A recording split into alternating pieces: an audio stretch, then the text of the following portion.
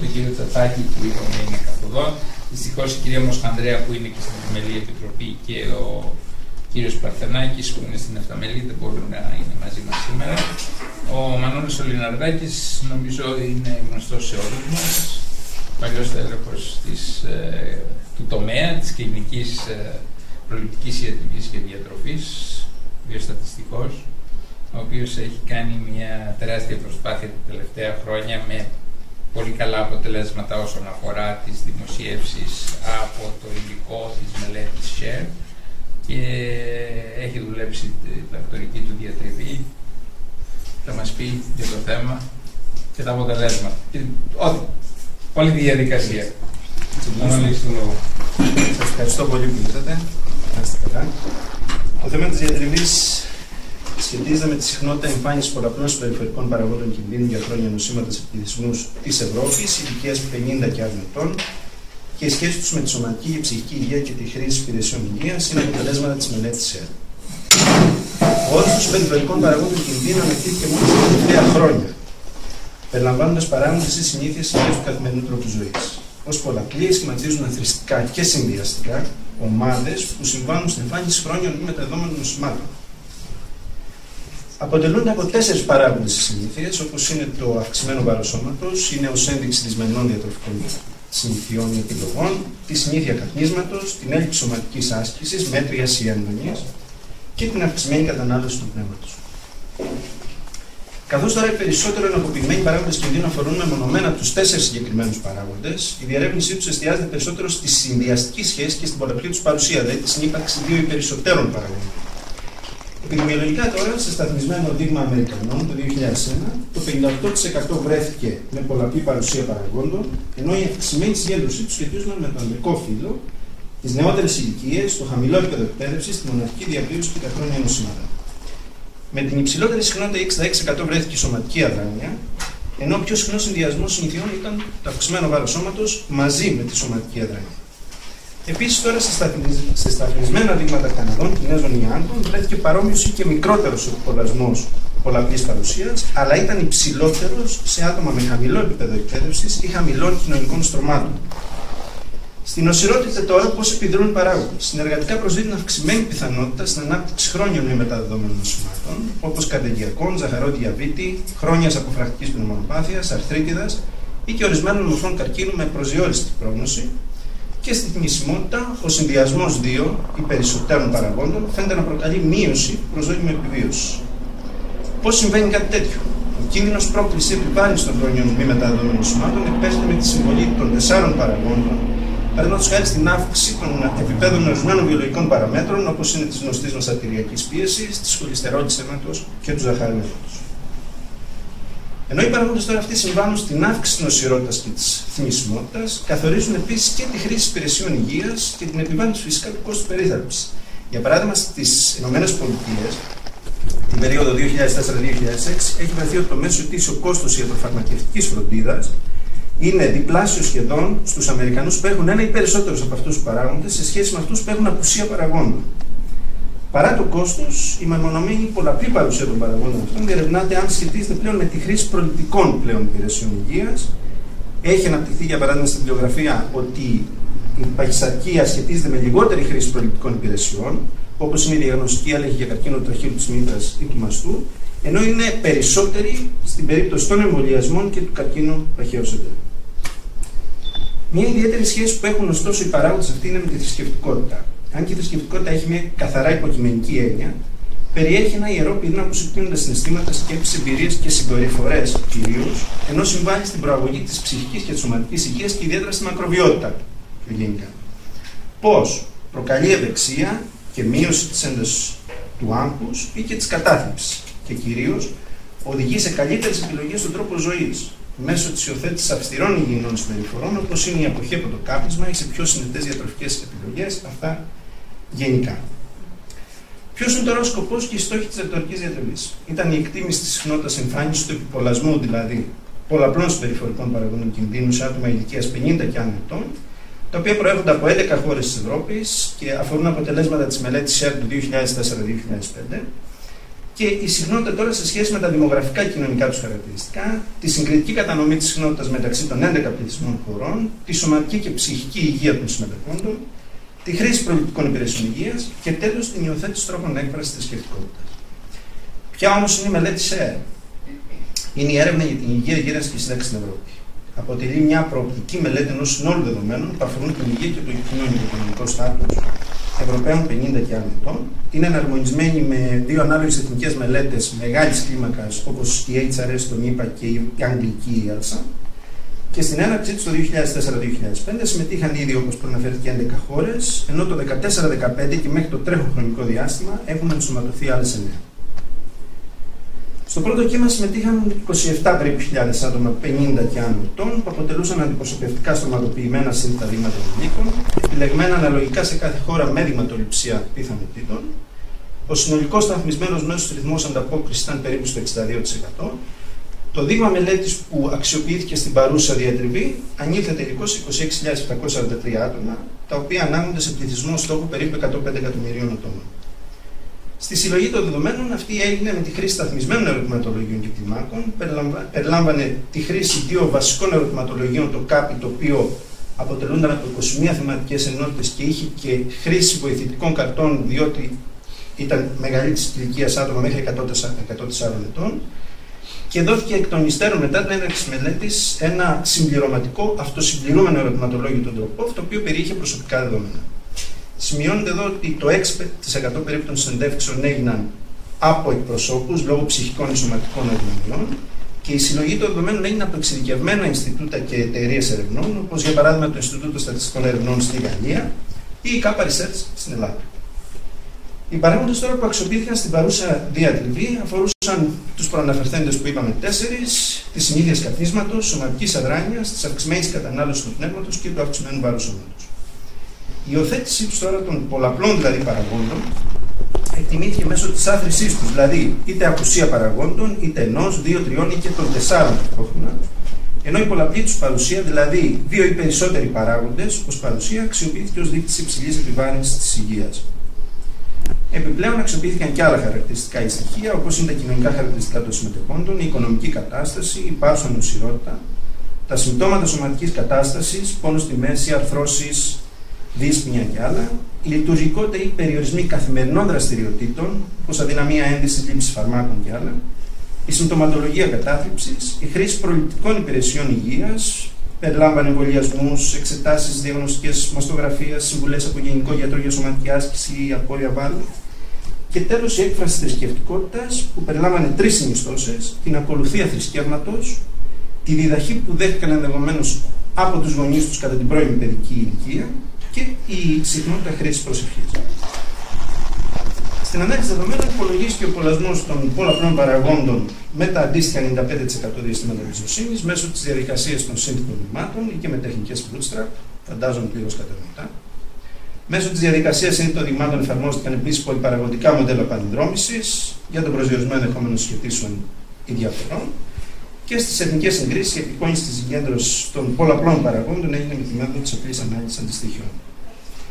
Η πρώτη διερεύνηση περιλάμβανε την εκτίμηση του υπολογισμού των πολλαπλών παραγόντων για χρόνια νοσήματα συνολικά σε όλο το δείγμα της μελέτης SHARE.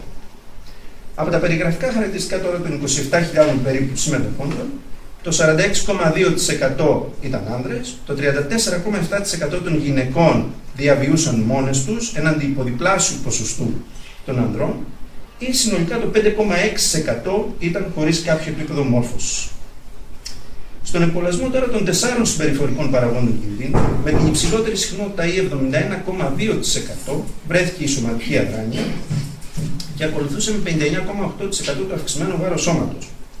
Σημαντικές ωστόσο ήταν οι διαφορές, οι φυλετικές διαφορές που εντοπίστηκαν στους 4 αυτούς παράγοντες στη συχνότητα εμφάνισής τους, με τους άντρες να έχουν σημαντικά υψηλότερο επολασμό εκτός στην περίπτωση της σωματικής αδράνειας.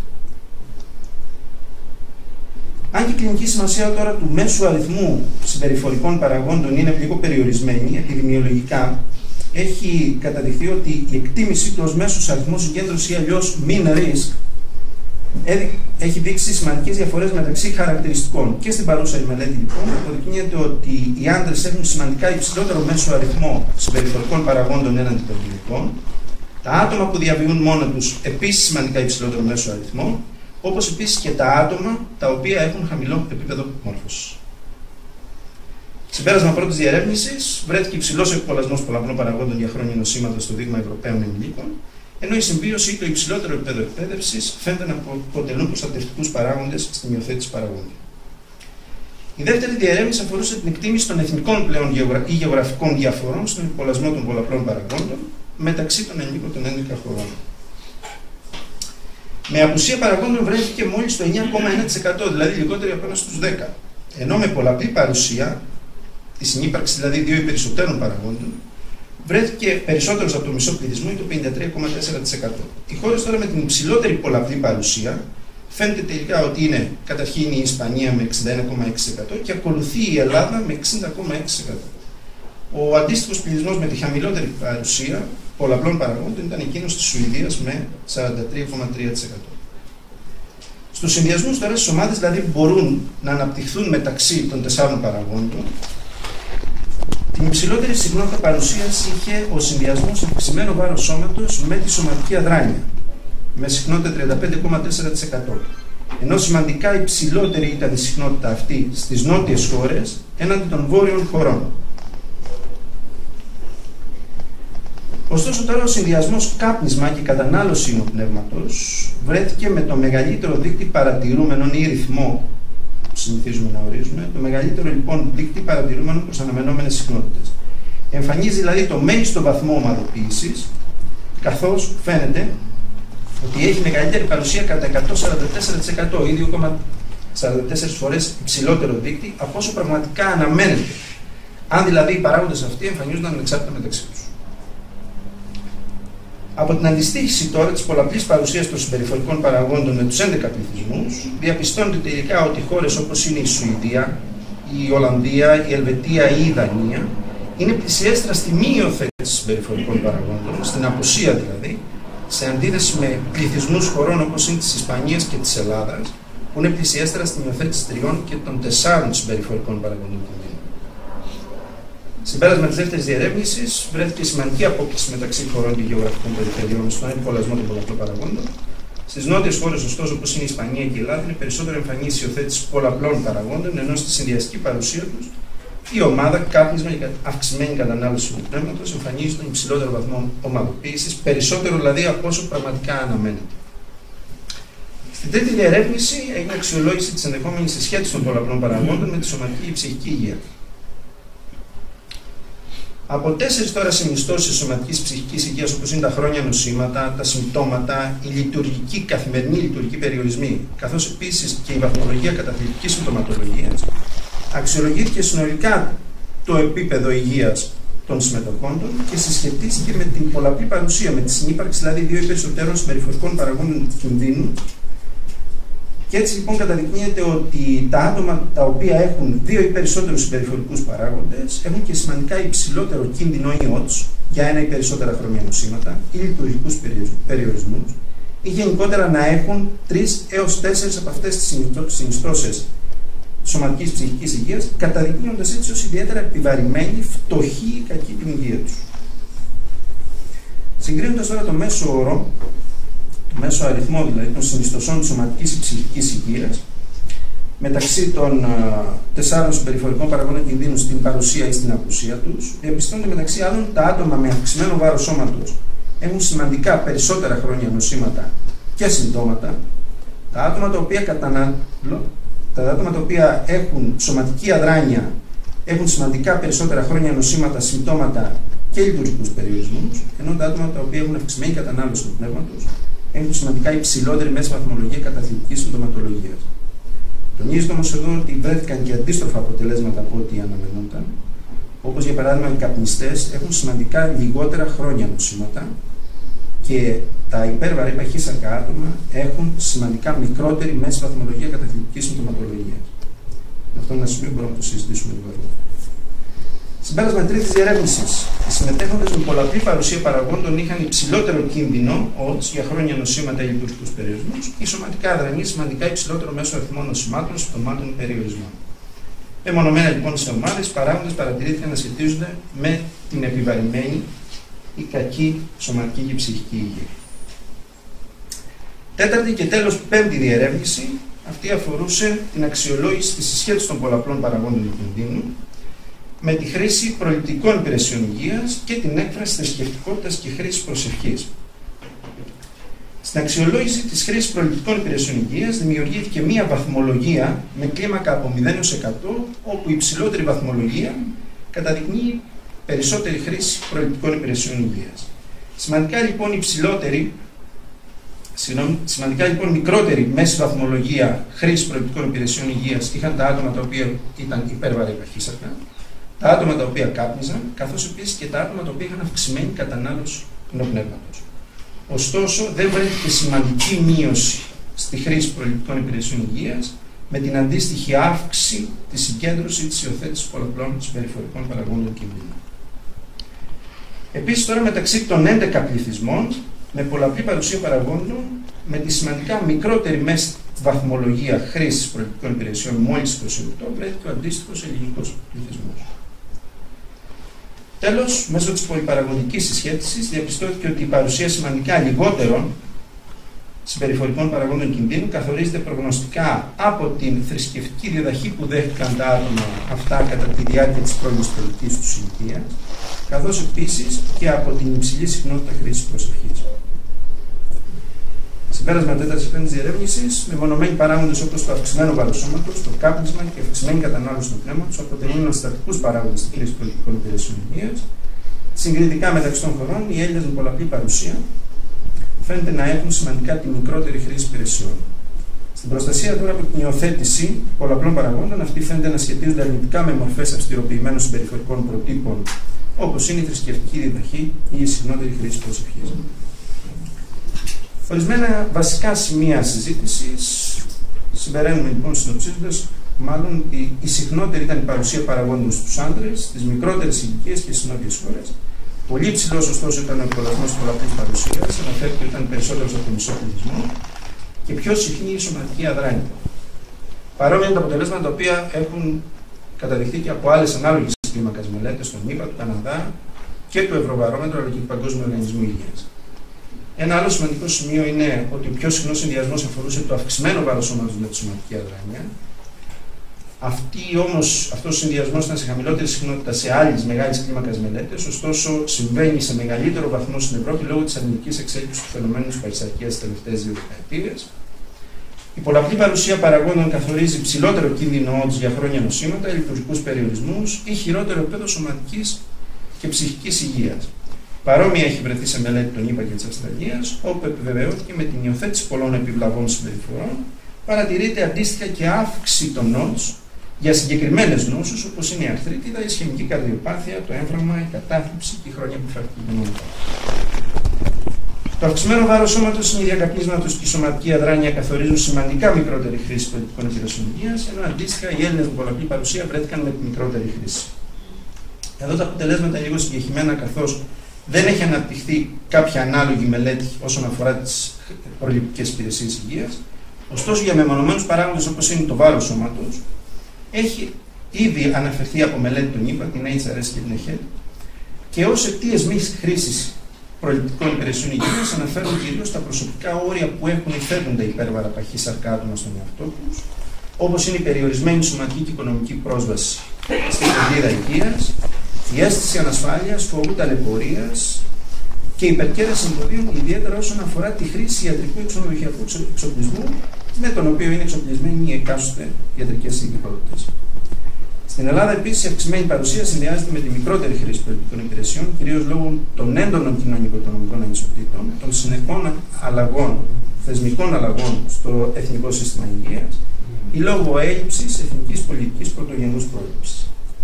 Και τέλος, η παρουσία σημαντικά λιγότερων παραγόντων σχετίζεται προγνωστικά με τη λήψη θρησκευτικής διδαχής και την υψηλή συχνότητα προσευχής. Αναφέρθηκε στην αρχή ότι η θρησκευτικότητα ενέχει πλέον ένα προστατευτικό ρόλο απέναντι σε τέτοιες συμπεριφορές. Τα άτομα που κατά τη διάρκεια της ζωής τους ακολουθούν αυστηροποιημένους κανόνες πίστης, θρησκευτικά έθιμα, συνήθειες κλπ. Έχουν λιγότερους παράγοντες για εμφάνιση χρόνιων νοσημάτων, ιδιαίτερα καρδιαγγειακών.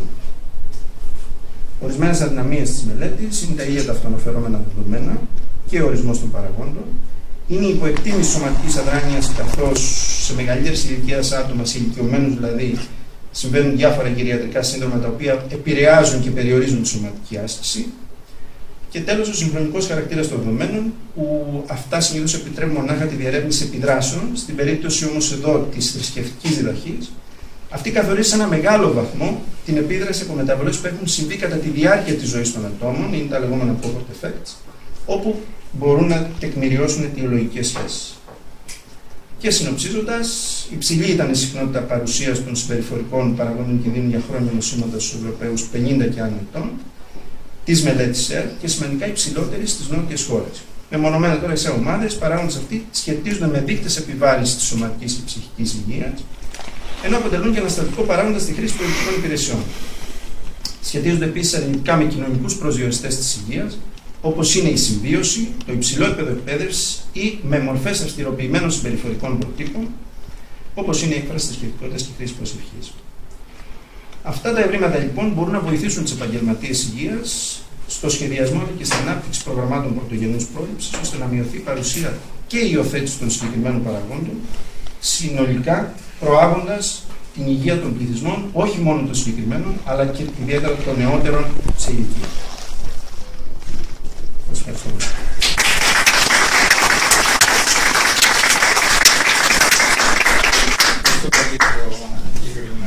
Χωρίς να θέλω να προκαταλάβω τι θα πούνε οι συνάδελφοι, νομίζω ότι κατάφερε σε πολύ λίγο χρόνο να μας δώσει πάρα πολλές πληροφορίες. Καλωσορίζω και τον κύριο Παρθενάκη, τον κύριο Θεσάκη που στο μεταξύ ήρθαν, και όπως είπα, κατάφερε να συμπυκνώσει πάρα πολλές πληροφορίες σε πάρα πολύ περιορισμένο χρονικό διάστημα για την παρουσίασή του. Αλλά τον λόγο τον έχετε εσείς, κύριο Θεσάκη. Ήθελα να μιλήσει. Μανώλη μου, καταρχάς, συγγνώμη που άρχισα, αλλά είχα την εντύπωση ότι είχες ενημερώσει τη γραμματεία. Εγώ έχω γραμματεία, έχω μάλιστα 3 άτομα στη γραμματεία. Δηλαδή να μου το πει κάποιος, ήμουν στο γραφείο μου και δεν.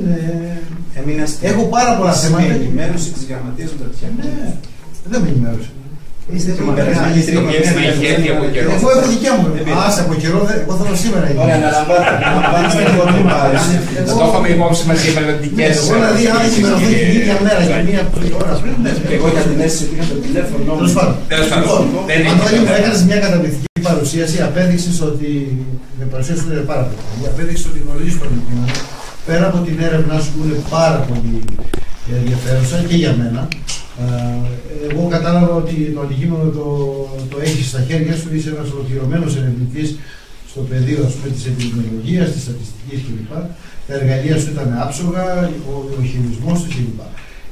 Να πω όμως λίγο πιο, δηλαδή, τοποθέτηση έκανα άριστος, ήσουν σε όλα. Εγώ θέλω να σου πω ότι το μεγαλύτερο μειονέκτημα της μελέτης δεν είναι αυτά που είπες, είναι ότι δεν υπάρχει biomonitoring. Επειδή και εγώ κάνω παρόμοιες μελέτες, αλλά από άλλη σκοπιά, η δικιά μου σκοπιά είναι το biomonitoring σε σχέση με τα χρόνια νοσήματα, γιατί όλη αυτή την εποχή, ας πούμε, αυτόν τον κόσμο που ζούμε τώρα, έχουμε αυτή που λέμε χημειοφοβία. Οτιδήποτε σχεδόν είναι στο περιβάλλον, στη διατροφή μας, ή από το περιβάλλον, ή σε ένα βαθμό, ας μην πούμε το occupation, δηλαδή το επαγγελματικό, διότι αυτό μπορεί να συνδυαστεί καλύτερα με τα χρόνια νοσήματα, αλλά περιβάλλον και διατροφή έχουν μέσα όλη αυτή τη χημειοφοβία που τη σχετίζουμε, ας πούμε, με την αύξηση των χρόνιων παθήσεων. Και αυτό το λένε, ας πούμε, τα μεγάλα περιοδικά. Τα τελευταία χρόνια έχουμε δει ένα shift, μια μεγάλη μετατόπιση στα χρόνια νοσήματα να φτάνουμε, ας πούμε, να είναι περίπου 80 με 90% των συνολικών νοσημάτων συμπεριλαμβανομένων και των μη χρόνια νοσημάτων. Και ιδιότερα καρκίνο κλπ. Άρα, εγώ θα λέγω ότι το μεγαλύτερο. Βέβαια, εσύ στη μελέτη σου είναι εντελώς διαφορετική σκοπιά, δεν μπορούσε να έχει biomonitoring, αλλά εγώ αυτό είναι που κάνω και πιστεύω ότι τέτοιες μελέτες, ας πούμε, που είναι δύσκολο βέβαια, αν είχαν biomonitoring, διότι τότε αυτά που λέμε confounding factors θα δείχνανε, ας πούμε, μεγάλες μεταλλαγές στην όλη στατιστική σου. Έτσι. Αυτό λοιπόν, αν μπορεί, σχολίασέ το λίγο σαν ερώτηση, γιατί ερώτηση πρέπει να σου κάνω τώρα. Θα ρωτήσω εγώ πρώτα, γιατί είμαι ειλικρινής, δεν καταλαβαίνω τον όρο που αναφέρω. Ποιο να πω? Το νήμα του. Αυτό. Πρώτη φορά δεν Λοιπόν, θα σου το εξηγήσω. Biomonitoring είναι η πιστοποίηση ή απόδειξη οτιδήποτε έκθεσης στο έξποσο, δηλαδή σε όλο στον ανθρώπινο οργανισμό ή στο σύνολό του, υπάρχει κατά τη διάρκεια της μελέτης. Εργαστηριακούς δείκτες κινδύνου. Προσέξτε, η μελέτη ήταν δεδομένη ως αναφερόμενα δεδομένα. Δυστυχώς δεν υπήρχαν εργαστηριακές μετρήσεις. Αυτό σημαίνει στο τελευταίο κύμα. Γι' αυτό σου είπα ότι σαν μειονέκτημα.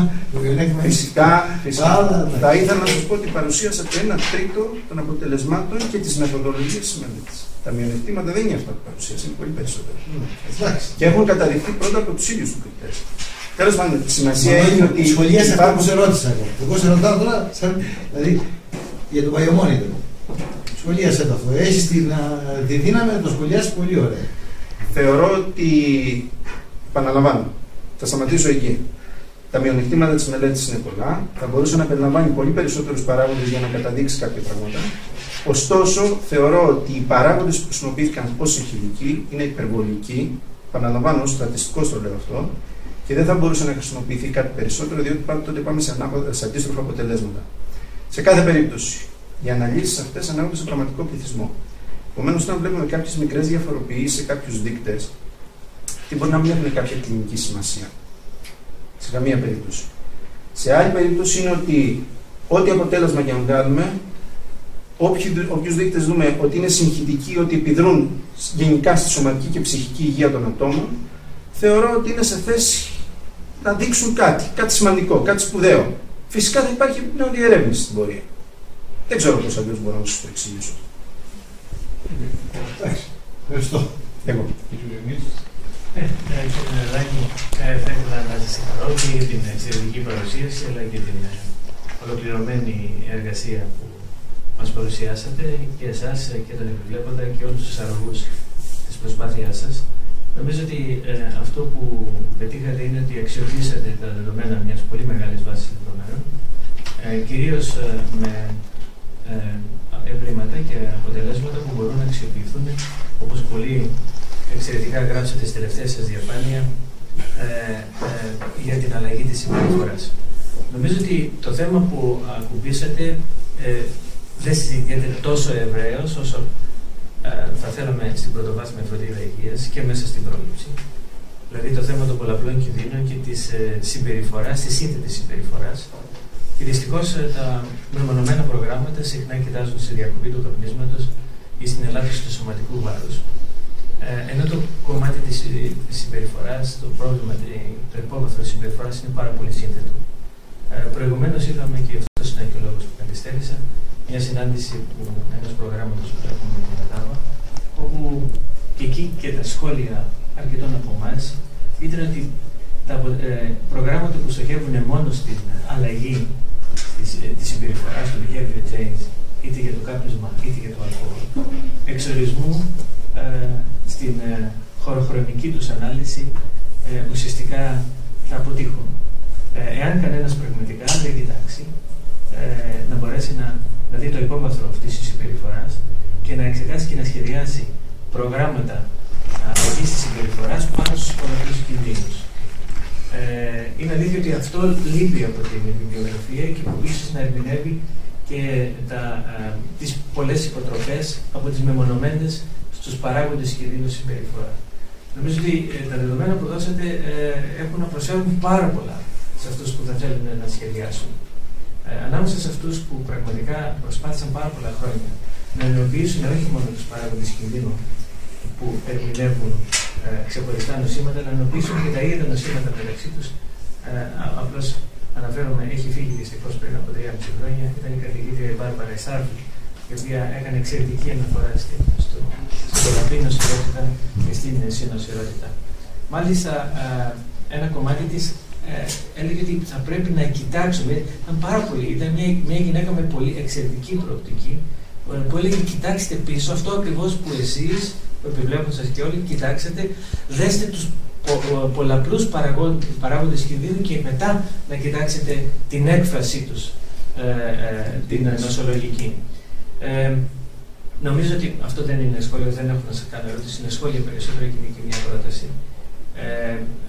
Ίσως θα πρέπει κανένας κάποια στιγμή μαζί με τα δεδομένα τα δικά σας να κοιτάξει και άλλες συμπεριφορές υψηλού κινδύνου που βλέπει δυστυχώς στους νεαρούς ενήλικες, τους τονίσατε και είναι η οδήγηση κάτω από την επίρρεια του υνοπνεύματος και η σεξουαλική πρακτική χωρίς προφύλαξη. Φαίνεται ότι αν κανένας θα κοιτάξει όλα αυτά, αν τα πρόσθετε δηλαδή, εδώ μιλάμε για άτομα πάνω από 50 χρόνια, έτσι, αλλά όμως είναι αλήθεια το ότι δυστυχώς δεν έχουμε πολλά δημοσιεύματα χωρίς προφύλαξη. Θα μπορούσε λοιπόν κανένας να δει και να το εξετάσει θεωρητικά. Άρα, χωρίς τέτοια δεδομένα, δεν μπορούμε και λυπάμαι που πραγματικά και η ιατρική μας σχολή δεν έχει δώσει αυτή τη σημασία που πρέπει, κυρίως στην αλλαγή της συμπεριφοράς και της συμπεριφοράς πολλαπλών κινδύνων. Ίσως η διδακτορική συνεδρική είναι ευχή να αποτελέσει αφορμή για μια ουσιαστική συζήτηση, όχι μόνο στην φαρμακευτική αγωγή των παραγόντων κινδύνων, αλλά κυρίως στην αλλαγή της συμπεριφοράς. Το δεύτερο που είναι σχόλιο έχει να κάνει για τις μειωμένες προληπτικές δραστηριότητες, γιατί είναι γνωστό και έχει συζητηθεί ευρύτερα τώρα και στην περίοδο της λιτότητας, αν και από πριν. Θυμάμαι μια παλιά δημοσίευση, στην οποία είχαμε και εμείς σαν ιατρική σχολή εδώ μια συμμετοχή, ήταν στην ανάλυση των λόγων που συμφερούν στο ότι οι γιατροί μας, οι επαγγελματίες στην πρωτοβάθμια φροντίδα υγείας δεν αναλαμβάνουν πολλές δραστηριότητες. Και επειδή δυστυχώς ακούγεται πολλές φορές ως κριτική και ασκείται αρνητική κριτική στους γιατρούς, αυτό που μας είπαν τότε οι γιατροί από την πρωτοβάθμια φροντίδα υγείας είναι δεν ξέρουμε να αλλάξουμε τη συμπεριφορά. Δηλαδή, ξέρουμε να πούμε κόψε το τσιγάρο, αλλά δεν ξέρω πώς να το κόψω το τσιγάρο. Μπορεί να το ξέρουν κάποια ιερά. Δεν ξέρουν πώς να πείσουν τον άλλον τον ασθενή. Συνεπώς, η κυρία άσκηση για την Ελλάδα που λέμε είναι κυρίως ότι δεν αποτελεί μέρος ούτε της προπτυχιακής στο βαθμό που θα έπρεπε, αλλά ούτε και της εκπαίδευσης στη διάρκεια της ειδικότητας. Δηλαδή, οι επαγγελματίες υγείας μας δεν είναι εκπαιδευμένοι. Το τρίτο, επειδή υπήρχε και ένα όνομα που ξέρω ότι η σημασία είχε και για τον κύριο Φιλαλίδη και για όλους σας και ήταν στις δημοσιεύσεις, αξίζει κανένας, αυτό είναι η πρόταση στην διατριβή σας που θα παρακολουθήσετε έτσι με τον κύριο Φιλαλίδη, να δείτε πόσα τα άτομα με πολλαπλή συμπεριφορά υψηλού κινδύνου και πολλαπλούς παράγοντες κινδύνου, αθροισμένους και ταξινομμένους με οποιοδήποτε τρόπο, θα οδηγηθούν σε φρέιτη. Νομίζω ότι οι περισσότεροι από αυτούς πρέπει να ήταν ήδη σε περιφρέλτη, και αυτό το αναφέρω επειδή ήταν και η διδακτορική διατριβή του Μαγκαρίτη του Γιάννη του Κομνηνού πάνω στο φρέλτη. Ίσως να εξηγεί λίγο και τη πολύ αυξημένη συχνότητα της σωματικής αδράνειας. Ναι, ακριβώς. Λόγω διαφόρων γυριατρικών συνδρόμων μπορεί να συμβαίνει αυτό το φαινόμενο. Το λαμβάνω υπόψη μου. Αυτό είναι όμως κάτι το οποίο καταγράφει και το και από άλλους πληθυσμούς και από νεότερους πληθυσμούς. Δηλαδή, οι Αμερικάνοι που κάνουν την ίδια μελέτη από 18 ετών και πάνω, το 68% αναφέρουν σωματικά αδράνεια. Ευχαριστώ. Εγώ ευχαριστώ. Παρθενάκης, ο κ. Δανάκης, ο κ. Δεξιάς, ποιος θέλει να...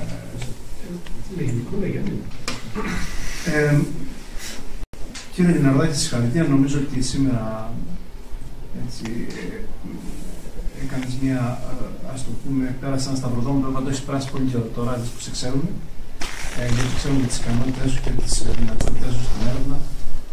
Δεν ήμουν καθόλου, δεν εξεπλάγει ούτε από την παρουσίασή σου, ούτε από τις πολύ καλές δημοσιεύσεις, και θα είναι ευχής έργων στην σχολή μας να υπάρχουν τέτοια διδακτορικά με τόσες πολλές δημοσιεύσεις που προσδίδουν κύρος στο διδακτορικό. Ήθελα να ρωτήσω όμως το εξής. Δεδομένης και της του συγχρονικού σχεδιασμού του πρωτοκόλλου, υπάρχει κάποια πιθανότητα το ίδιο το αποτέλεσμα, η έκβαση που είναι, ας πούμε, η νόσος ή, εν πάση περιπτώσει, η σχέση μεταξύ νόσου και παραγόντων κινδύνου να επέδρασε στην καταγραφή των παραγόντων κινδύνου? Δηλαδή, τι λέω εννοώ? Ενώ ότι κάποιος που είναι άρρωστος θα οδηγηθεί ίσως να κόψει το κάπνισμα ή θα οδηγηθεί παραδείγματος χάρη να αυξήσει την σωματική του δραστηριότητα. Δεδομένης της συγχρονικής καταγραφής, λέτε αυτό να μείωσε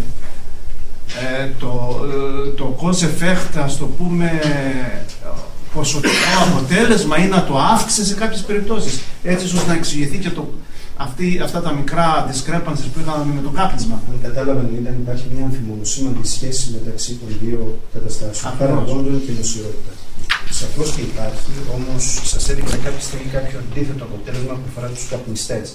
Δηλαδή, οι καπνιστές έχουν λιγότερη νοσηρότητα από τους μη καπνιστές. Είναι λογικό ότι σε αυτές τις ηλικίες υπάρχει η πίεση να διακόψουν το καπνισμό. Άρα στους μη καπνιστές είναι οι πρώιμοι. Που σημαίνει ότι μπορεί να έχουν διακόψει το κάπνισμα λόγω νοσηρότητας. Έχουν πιεστεί για αυτόν τον λόγο. Άρα η πίεση υπάρχει. Όπως επίσης αντίστροφο αποτέλεσμα ήταν αυτό με την καταθλιπτική συμπτωματολογία. Δηλαδή τα άτομα με αυξημένο βάρος σώματος προφανώς έχουν μικρότερη πιθανότητα για κατάθλιψη. Αυτό όμως γιατί συμβαίνει? Γιατί υπάρχει πίεση απώλειας βάρους και οι άνθρωποι οι οποίοι σε αυτές τις ηλικίες μπαίνουν σε ένα τέτοιο στόχο, είναι λογικό να έχουν λίγο μεγαλύτερη ψυχολογική πίεση. Δεν μιλάω για κατάθλιψη, μιλάω για καταθλιπτική συμπτωματολογία. Κατά συνέπεια, ναι, πραγματικά η σχέση αυτή μπορεί να είναι θρησκευτική διδαχή, που είναι κάτι το οποίο έχουν από πολύ πρώην παιδική ηλικία. Εκείνος που μαθαίνει να συμπεριφέρεται με έναν συγκεκριμένο τρόπο θα το κουβαλάει προφανώς στο όλη τη ζωή. Ευχαριστώ πολύ. Κύριος Μπερτσιάς και μετά στην κύριο Παρκαλά. Θα συγχαρώ και εγώ για την πολύ μεγάλη και σημαντική δουλειά και την πολύ καλή παρουσίαση των αποτελεσμάτων. Έχω μια ερώτηση λίγο μεθοδολογίας παρά ερμηνείας ενός αποτελέσματος και μια πιο γενική. Δείξατε αυτή την πολύ ωραία ανάλυση των παρατηρούμενων προς τις προβλεπόμενες περιπτώσεις συνύπαρξης των παραγόντων κινδύνου. Και είπατε ότι το πιο συχνό ήταν 2,44 η συνύπαρξη κατανάλωσης αλκοόλ με κάπνισμα, σωστά? Ναι, είναι... Ωστόσο, ένα από τα κύρια αποτελέσματα ήταν ότι, και το είπατε στο τέλος, ότι οι υπέρβαροι ήταν και είχαμε και φυσική αδράνεια. Αυτό γιατί δεν βγήκε σε αυτή την ανάλυση ότι υπήρχε η συνύπαρξη? Τι σημαίνει δηλαδή, τι πληροφορία μας δίνει αυτή η ανάλυση σε σχέση με την απλή... Αυτό είναι ο λεγόμενος δείκτης που χρησιμοποιεί μια συνήθως επιδημιολογία και χρησιμοποιείται πολλές φορές ως το standardized mortality ratio ή incidence ratio και έχει σχέση με τη μονάδα. Δηλαδή το αν οι παράγοντες αυτοί που μελετούν εμφανίζονται ταυτόχρονα σε σχέση με την απουσία τους, αν είναι δηλαδή ανεξάρτητοι ή όχι. Γιατί λοιπόν συμβαίνει αυτό? Η πρώτη καταγραφή ήταν ότι η σωματική αδράνεια με το αυξημένο βάρος σώματος είναι υψηλότερη σε συχνότητα. Είναι ο συνδυασμός που εμφανίζει τη μεγαλύτερη συχνότητα. Αυτός όμως ο συνδυασμός είναι ο κρυφός, ο επικίνδυνος συνδυασμός που υπάρχει μέσα στο δείγμα της μελέτης. Δηλαδή σε συχνότητα είναι πολύ χαμηλός. Είναι μόλις στο 22. Είναι μόλις στο 0,22% σαν παρατηρούμενη συχνότητα. Οπότε αντιλαμβάνεστε είναι περίπου 240.000 άτομα σε ένα δείγμα 105 εκατομμύριων ατόμων. Δεν σημαίνει όμως ότι επειδή είναι σε μικρότερη συχνότητα ότι δεν πρέπει κανείς να εστιαστεί σε αυτό το συνδυασμό. Δεν, επιτρέψτε μου, θα τον έλεγα φωνικό συνδυασμό. Έτσι. Γιατί επιφέρει μεγαλύτερη νοσηρότητα και θνησιμότητα από οποιοδήποτε άλλο. Έτσι. Αυτό λοιπόν αποδεικνύει ότι έχει μεγαλύτερη πιθανότητα κατά 144% να εμφανίζεται από ό,τι πραγματικά αναμένεται σε σχέση με όλους τους υπόλοιπους παράγοντες. Έχει και ένα τεχνικό κομμάτι το οποίο έχω φτιάξει μια άλλη διαφάνεια για να σας δείξω. Δεν ξέρω αν αξίζει τον κόπο, αλλά αν θα θέλεις, Γιώργο, θα μπορούσα να το δείξω. Και έτσι μια πιο γενική ερώτηση είναι ότι γνωρίσαμε εδώ και χρόνια και από προηγούμενες έρευνες το αναπαραγάγουν συχνά και τα μέσα μαζικής ενημέρωσης ότι στην Ελλάδα υπάρχει αυξημένο ποσοστό και παχυσαρκίας και κακής, ας πούμε, φυσικής άσκησης. Από όλη αυτή τη μελέτη και καπνίσματος βέβαια, τι κερδίσατε, τι μάθατε περισσότερα για τον ελληνικό πληθυσμό? Γιατί αυτή ήταν μια ευρωπαϊκή, πανευρωπαϊκή μελέτη, αλλά ειδικά για την Ελλάδα, έτσι, ποια είναι τα ιδιαίτερα ποιοτικά στοιχεία που σας κέντρισαν τον ενδιαφέρον και τα οποία ίσως δεν γνωρίζατε? Επειδή συμβαίνει αυτό ακριβώς που ανέφερες, Γιώργο, αυτό που ενδιέφερε σε αυτή τη μελέτη είναι να δούμε την πολλαπλή παρουσία. Δηλαδή ότι είμαστε πρώτη σε παχυσαρκία στις νότιες ευρωπαϊκές χώρες, είναι και η Ισπανία έτσι πλέον, και η Ιταλία ίσως, αλλά είμαστε πρώτοι. Γνωρίζουμε ότι είμαστε καπνιστές. Θέλαμε όμως από εδώ να δούμε την πολλαπλή συμπεριφορά, δηλαδή τη συνύπαρξη περισσότερων των δύο παραγόντων που είναι οι επικίνδυνοι πλέον συνδυασμοί.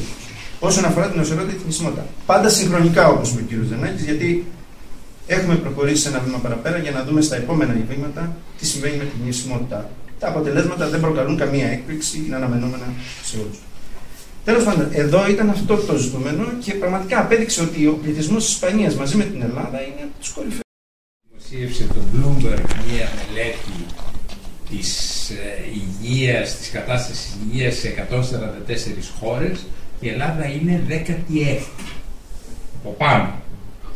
Εξαιρετικά καλή θέση, αλλά κυρίως εξετάζει νησιμότητα και αφαιρεί από το θετικό δίκτυο της χαμηλής θνησιμότητας κάποιους παράγοντες στήλου, καπνίσματος, παχυσαρκίας και τέτοια. Δηλαδή βάζουν και τέτοια. Πολύ ενδιαφέρον. Μπορεί να φταίει η κορτή που λέει ο κύριος.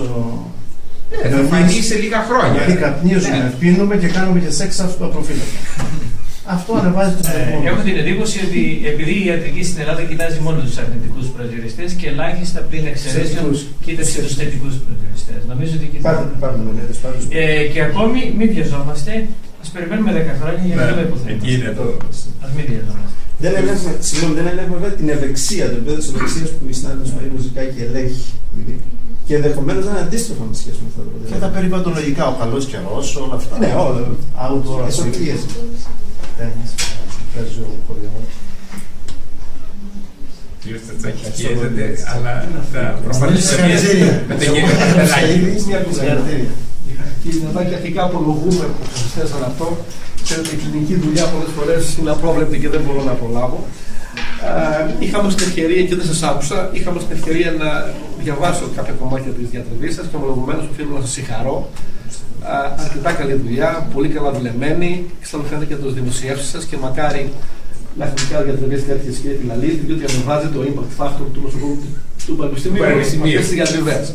Έτσι, και νομίζω ότι και τα συμπεράσματά σας ήταν πολύ σαφή και πολύ έτσι, καλά, που μπορούν να δώσουν μηνύματα που θα βοηθήσουν τους φορείς υγείας για το μέλλον. Συγχαρητήρια. Ευχαριστούμε πολύ. Να ζητήσω λοιπόν από τους καλεσμένους μας να αποχωρήσουν από την αίθουσα.